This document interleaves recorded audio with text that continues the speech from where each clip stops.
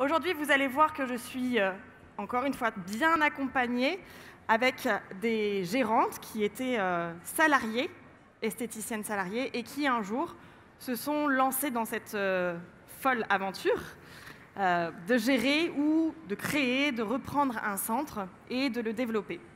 Alors, elles vont vous partager bien sûr leurs expériences, mais ce qui va être très intéressant pour nous, c'est de suivre un petit peu aussi l'évolution au travers de notre secteur et au travers de notre métier d'esthéticienne.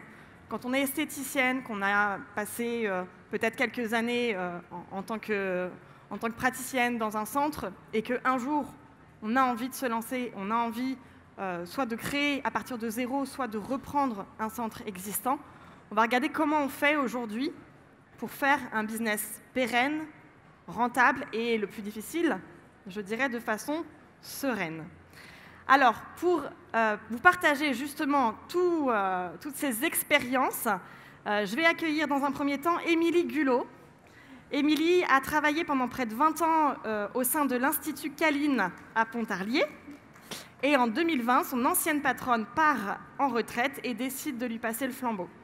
Alors, Émilie rachète son entreprise qu'elle connaît si bien. Elle a passé quand même 20 ans. Elle vous racontera un petit peu toute cette phase de transition.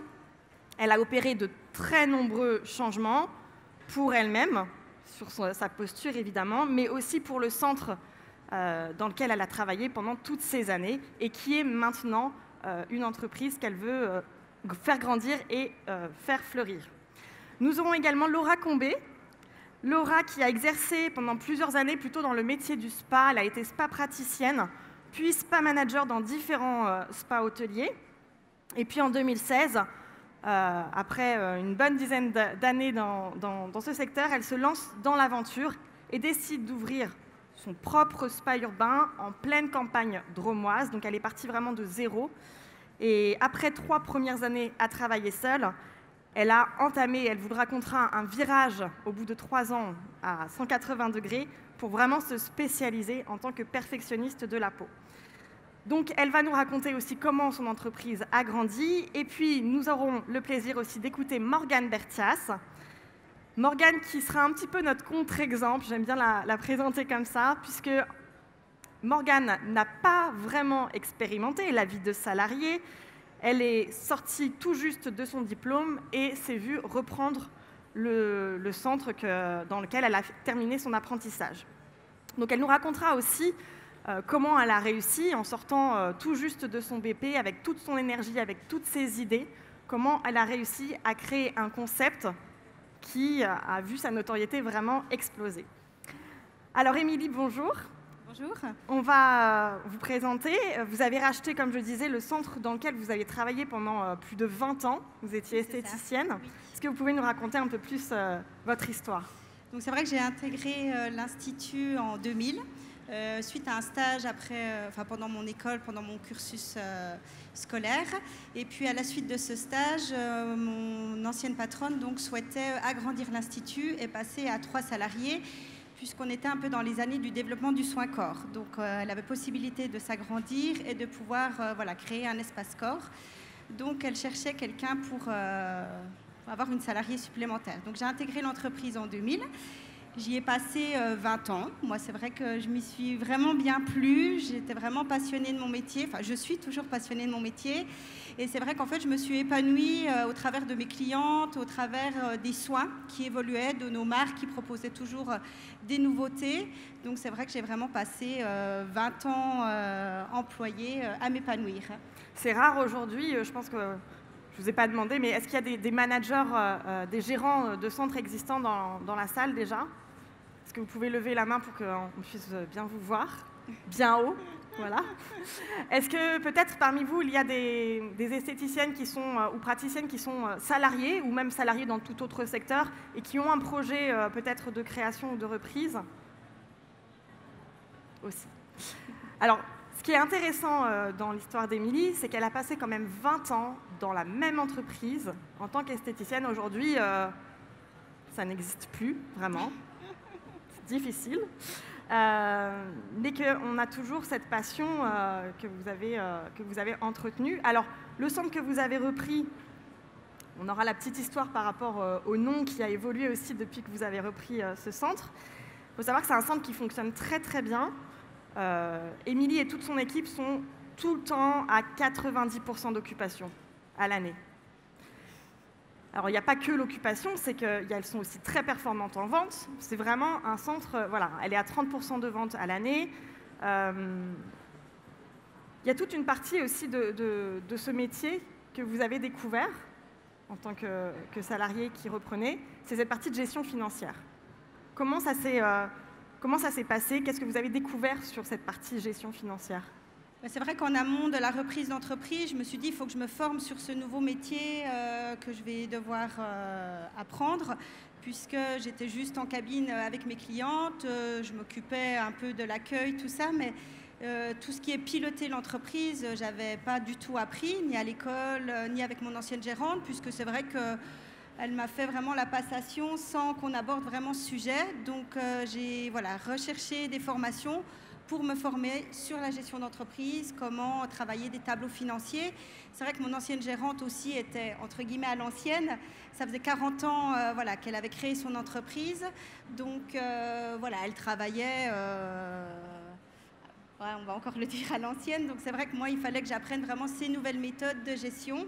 Donc, j'ai recherché et j'ai vu que Expertise Spa Bien-être proposait des formations sur la gestion d'entreprise, ce qui me permettait de pouvoir prendre les bons réflexes dès le début. Je reprends aussi la petite anecdote par rapport au nom, puisque oui, au-delà de tout l'aspect métier, chef d'entreprise que vous avez appris et auquel vous vous êtes vraiment bien préparé, cet institut qui existait pendant 40 ans, ça s'appelait l'Institut Caline. Vous l'avez repris dans ce désir de poursuivre cette aventure-là, mais c'est devenu votre entreprise. Qu'est-ce qui a évolué? C'est vrai qu'au début, je me suis dit, je ne vais pas forcément changer le nom. Mon ancienne gérante m'avait demandé si je changeais le nom. Je lui dis non. Et puis, en fait, je me rendais compte que ce nom, il avait 40 ans. Donc, ça n'allait plus trop avec la nouvelle clientèle maintenant qu'on avait de plus en plus masculine. Et puis, lors de formation, je me suis rendu compte que j'allais avoir ma nouvelle vision et qu'en fait, cette entreprise, il fallait que je lui donne un virage aussi pour la clientèle, puisque mon ancienne gérante, cette fois, elle avait passé 40 ans dedans et elle avait moins l'énergie sur la fin de redonner un nouveau souffle. Donc, j'ai travaillé en formation ma nouvelle vision. Et dans cette nouvelle vision, je me suis dit, il faut donc que je change le nom. Mais ce lieu, en fait, c'était une institution. Ça fait 40 ans qu'il est sur la ville. On est le centre référence en esthétique. Donc, d'où le nom, l'institution, pour le nouveau démarrage lors de ma reprise en 2020. Il y a un autre point pour vous qui était un peu particulier, c'est qu'en rachetant ce centre, vos anciennes collègues sont devenues vos salariés. Comment ça se passe quand on est dans cette posture? Comment on arrive à se positionner? Est-ce que les choses changent? Ça, je ne l'ai pas trop pris en considération avant la reprise. Ce n'est pas quelque chose que j'avais pensé, mais en fait, ça a été un gros point lors de la reprise où chacune a dû trouver sa place. Donc moi, en tant que gérante, et elle, en tant que mes anciennes collègues. En plus, on est un noyau vraiment d'anciennes, où moi, ça faisait 20 ans que j'étais dans l'entreprise, d'autres, ça fait 18 ans, 15 ans. On est 4 vraiment anciennes.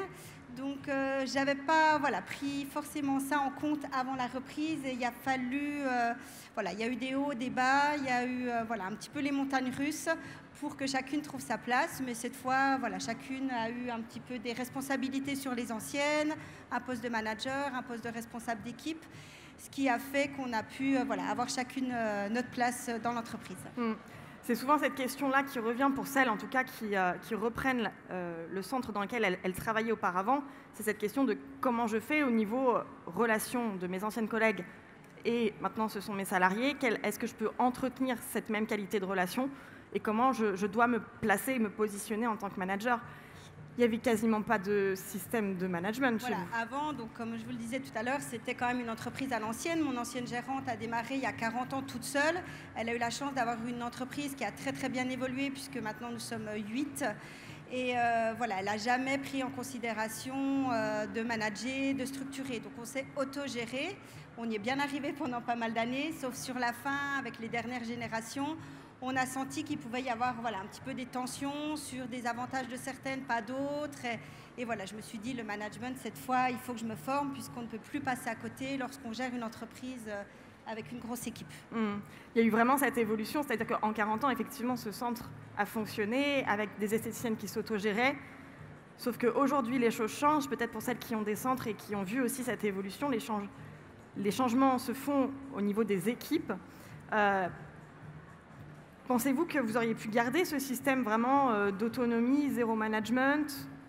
Non, à l'heure d'aujourd'hui, c'est pas possible. On est obligé de structurer. Et voilà, comme je le disais juste avant, c'est vrai que ça m'évite des tensions si on fait, voilà, si on laisse couler un petit peu les choses. Je pense que de nos jours, ça passe plus. Quel a été aussi, parce que vous aviez été très très bien préparé, on s'est rencontrés, d'ailleurs on s'est rencontrés aux Nouvelles Esthétiques en 2018. 2019, parce que j'ai repris en 2020. Donc Émilie, il faut le savoir, elle s'est vraiment bien préparée. C'est assez rare. C'est souvent, on accompagne des gérantes qui sont existantes et qui veulent reprendre un petit peu tout cet aspect compétences de chef d'entreprise. Et bien souvent, on nous dit, mais en fait, pourquoi je n'ai pas fait ça au moment de la création ?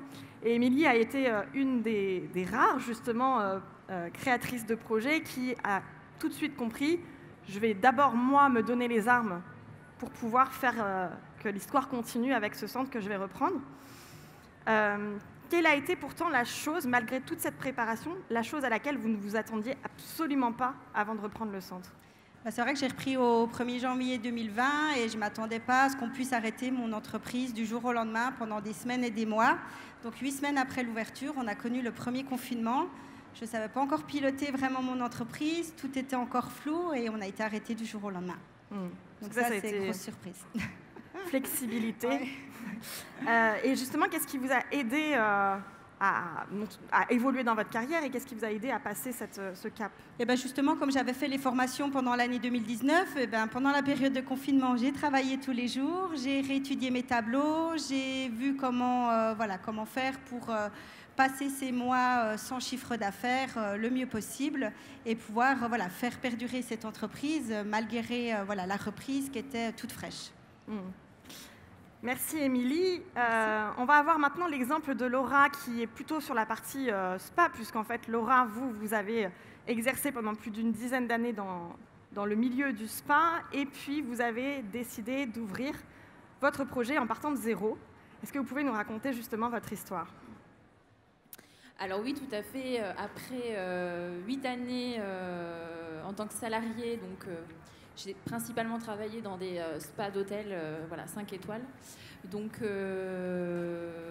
travaillé dans des beaux endroits. Et puis il arrive un âge où on n'a plus vraiment envie de travailler dans l'hôtellerie parce qu'on travaille les dimanches, à Noël.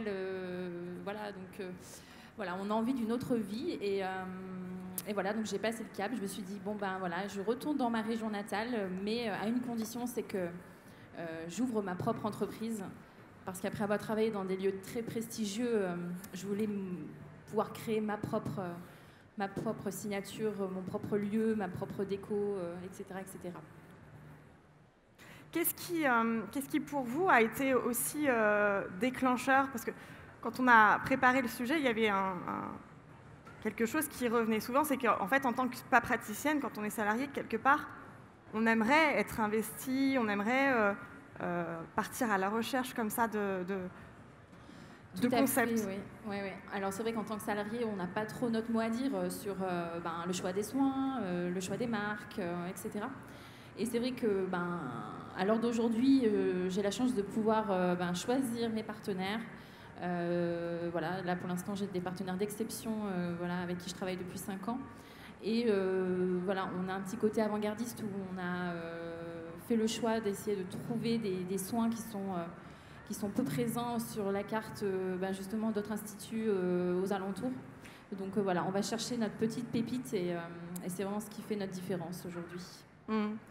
C'est le parcours de Laura, en fait, il est assez atypique dans le sens où, quand on s'est rencontrés en 2016, le concept que vous aviez créé, d'ailleurs, c'était vraiment un spa urbain.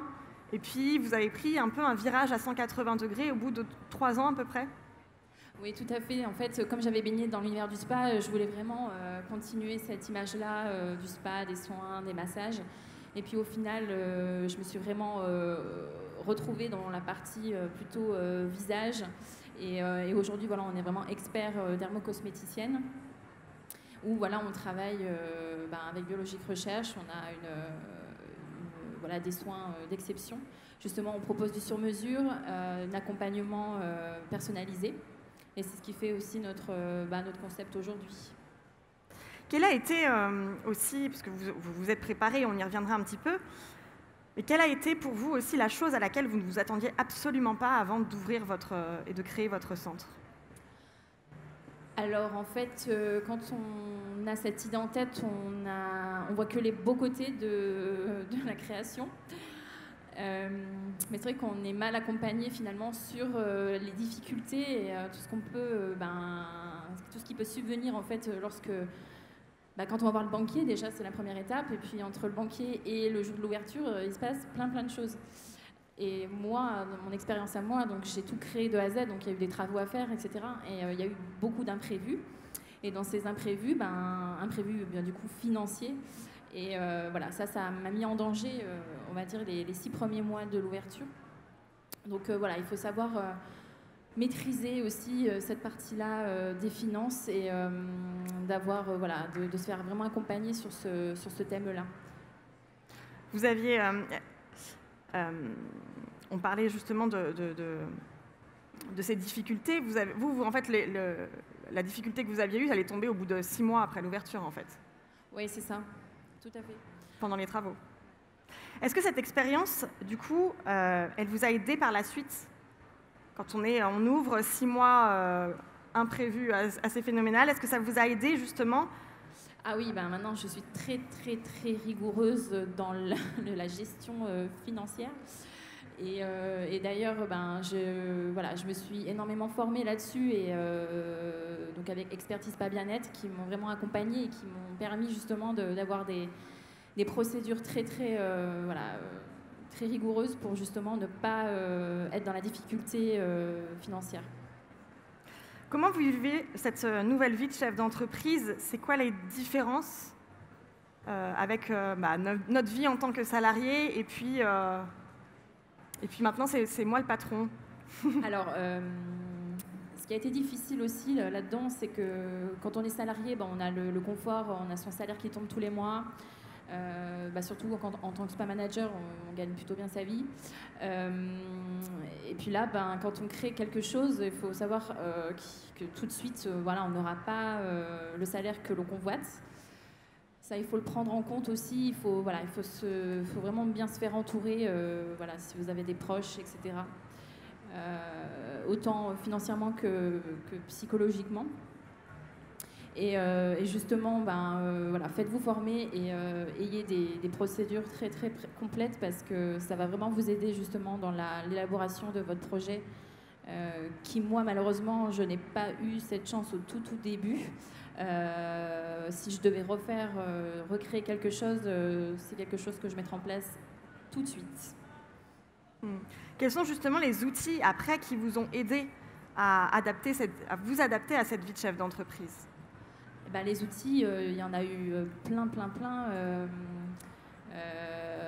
Donc toutes les formations que j'ai pu faire, nous ont permis, en fait, je pense que toutes les trois, à acquérir des procédures à chaque thématique. Donc ça va de la gestion au management, parcours client, etc. Donc ça structure vraiment tout. On peut tout chapeauter grâce à cette méthode et franchement, ça m'a été plus que bénéfique.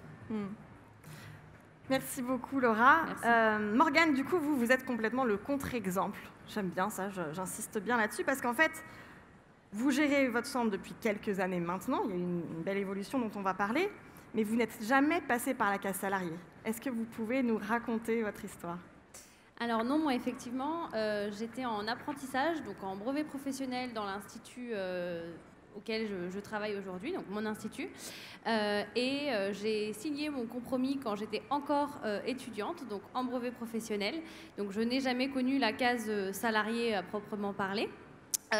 mon ancienne patronne en fait m'a annoncé en plein apprentissage qu'elle vendait et que j'avais 2 solutions. Donc soit je cherche du travail, soit je reprends le flambeau.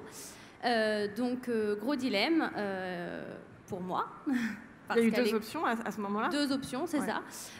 Et puis à l'école, en fait, tout le monde vous dit ah non, mais il faut absolument d'abord faire salarié et ensuite vous passerez à votre compte. Et du coup, j'ai cassé les codes. J'ai choisi l'option de relever le défi et de reprendre du coup l'institut dans lequel j'ai travaillé. Qu'est-ce qui fait que vous avez fait ce choix-là? Parce que vous auriez très bien pu vous dire, je vais jouer la prudence, tout le monde me dit, voilà, on fait les choses dans l'ordre. Qu'est-ce qui vous a décidé à sauter le pas? Alors, je dirais ma passion pour mon métier, ma motivation, et puis surtout mes proches qui m'ont aidée par rapport à ça. On m'a orientée vers ce choix-là et je suis quelqu'un qui aime bien les défis et je me suis dit, allez go, on y va. Même question que j'ai posée à Émilie et Laura. Pour vous, quelle a été la chose... Alors, je pense qu'il devait y avoir plein de choses auxquelles vous ne vous attendiez pas, mais si on devait en retenir une...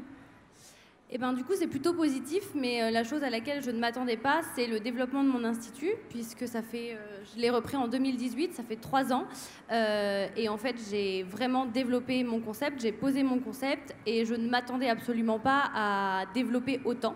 Je me voyais dans 10 ans, toujours au même stade, avec les mêmes clientes, toute seule, dans ma cabine.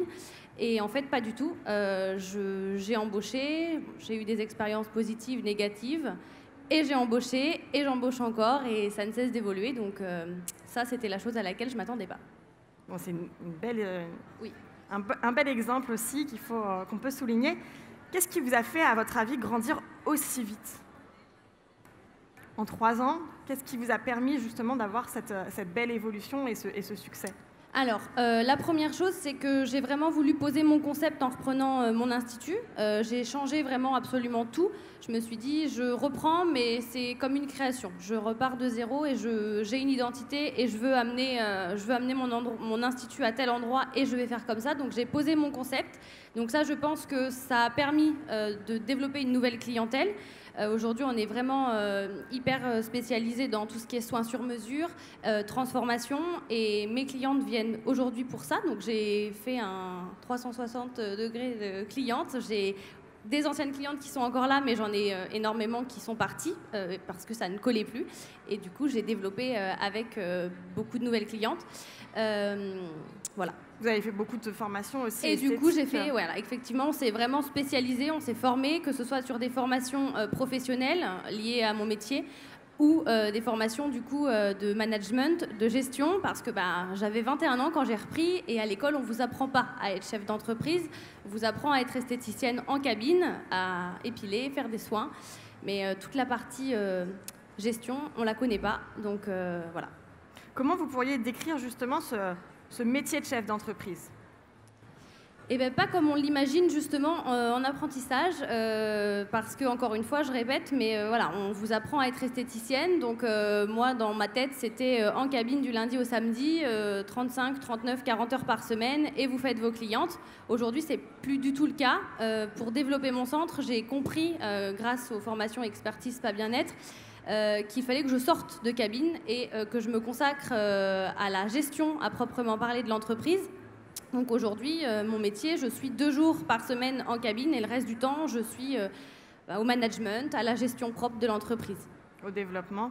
Je me souviens, Morgane, quand on s'est rencontrés l'année dernière, avant le programme, une des choses que vous m'aviez dit, c'est en fait, je me lève institut, je mange institut, je dors institut.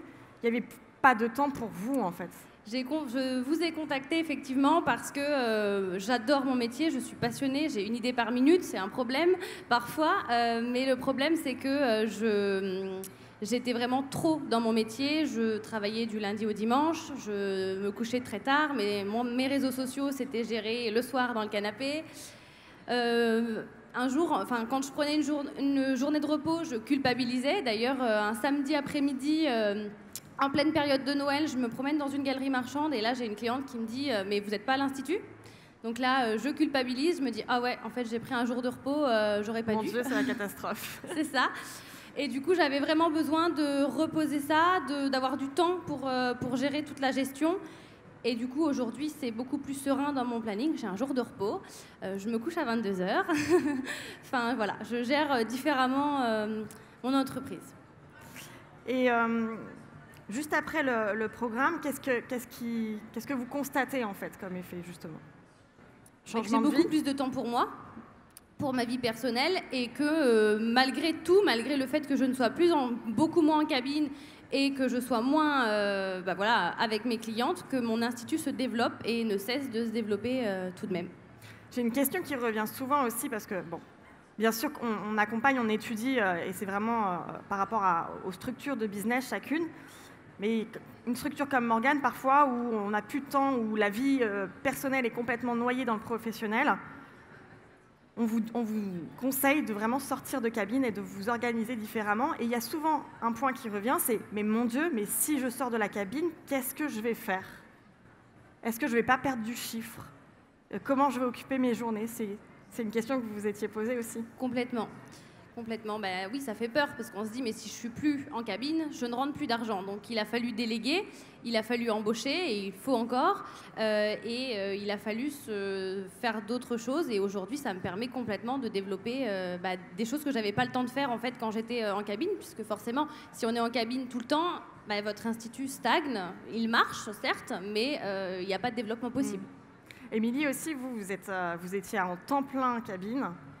Et là, ça a été un petit peu le choc quand il a fallu changer ses habitudes de travail. Comment vous l'avez vécu, ça? Alors moi, c'est vrai que ça a été très difficile de sortir de cabine puisque, comme je le disais tout à l'heure, je suis tellement une passionnée. J'aime tellement être avec mes clientes et leur apporter voilà, ce côté soin. Il a fallu que j'apprenne voilà, sur mon nouveau poste. Donc maintenant, je fais 2 jours de gestion, 1 jour en tant que réceptionniste et 1 jour en cabine. Laura, si vous aviez un conseil à donner à des salariés ou des anciennes spa praticiennes ou spa managers comme vous qui veulent se lancer, quel serait le conseil que vous pourriez donner aujourd'hui? J'en aurais tellement à vous donner. Mais voilà, soyez quand même prudents. Gérez bien votre projet de A à Z. Mais bon, si vous avez ce projet-là, foncez. Si vous êtes passionné, il faut croire en vos rêves et foncez. Morgane, vous auriez un conseil à donner également? Oui, moi je vous dirais de ne pas écouter les autres, de croire en vous, de rester vous-même surtout et de poser votre concept, de ne pas de ne pas essayer de piocher les idées à droite, à gauche, parce que celle-ci, ce qu'elle fait, c'est bien, ça marche, et puis celle-ci peut-être. Non, restez vous-même, créez votre identité, créez votre institut à vous, celui qui vous ressemble, et foncez. Émilie? De ne pas prendre le sujet à la légère. Il faut vraiment avoir toutes les cartes entre les mains pour vraiment que le projet puisse perdurer et évoluer comme on l'a dans notre tête. Donc formation, formation, formation.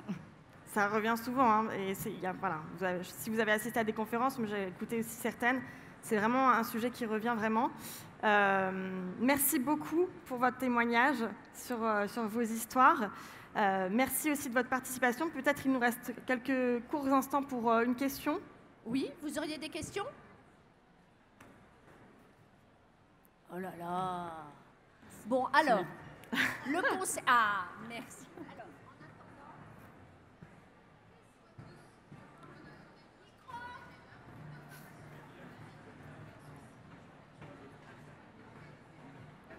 on va prendre celui de... Bonjour. Vous avez parlé de formation. Qu'est-ce que vous pourriez conseiller comme formation, justement? S'il y avait une formation qui vous avait le plus aidé par rapport aux autres, ça serait laquelle?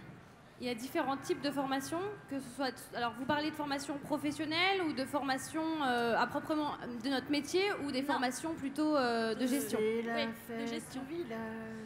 Alors ça, je vous laisserai peut-être vous rapprocher de Tiffaine. En tout cas, moi, je suis formée chez Expertise Spa Bien-être et je recommande bien sûr leur formation puisque sans mon passage chez Expertise Spa Bien-être, j'en serais pas là aujourd'hui. Donc après, il y a différents types de formations. Moi, personnellement, ça a été des formations de gestion, de management. Après, ça dépend aussi de vos besoins. Moi, ça m'a permis de reposer complètement mon concept et de développer mon entreprise. Donc la formation de gestion, finalement. Pas mal. Des formations de gestion, finalement. d'autres questions? Qu'est-ce qu'il faut mettre en action tout de suite, mardi, quand on rentre dans son institut?